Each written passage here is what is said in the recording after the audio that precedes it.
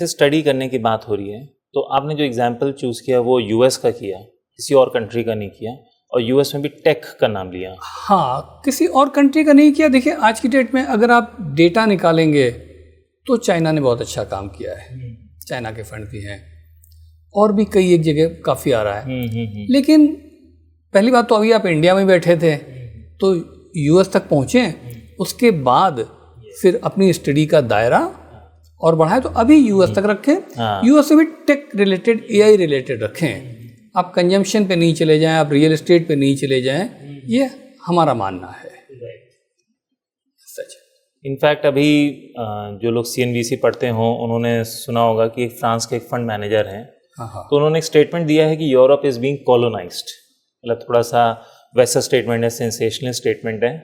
आजकल इमिग्रेंट्स की बात होती है, यूरोप में दूसरी कंट्री से इमिग्रेंट्स आ रहे हैं। तो इसका ऐसा लगा फर्स्ट उसमें जब मैंने पढ़ा कि ये शायद उसी की बात कर रहे होंगे कि दूसरी कंट्री से बहुत इमिग्रेंट्स आ रहे हैं और आजकल एंटी इमिग्रेंट स्टांस है। पर मैंने सोचा फंड मैनेजर इस पे क्यों बोलेगा।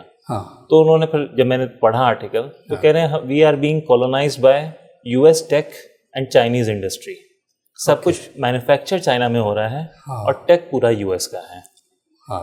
तो एज एन इन्वेस्टर जो हमें स्टडी भी करना है, हमें बेसिकली ये दो चीज़ स्टडी करनी है। आप स्टडी कुछ भी कर सकते हैं, आप अर्जेंटीना भी स्टडी करिए, आप यूके भी स्टडी करिए, बट प्राइमरली अगर काम की बात करें तो यूएस के टेक को स्टडी करिए और चाइनीज़ की मैन्युफैक्चरिंग को स्टडी करिए। और जब स्टडी हो तभी हम उसमें इन्वेस्ट करें। किसी की कही सुनी बात पे, इनफैक्ट हम लोग की भी कही बात पे कोई इन्वेस्ट ना करें, नहीं करें।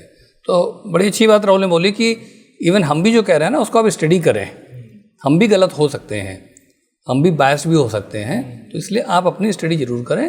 तो पॉइंट ये कि अगर आज की डेट में दो में जाना हो तो यूएस और चाइना, लेकिन चाइना के बारे में काफ़ी स्टडी करके ही डिसाइड करें।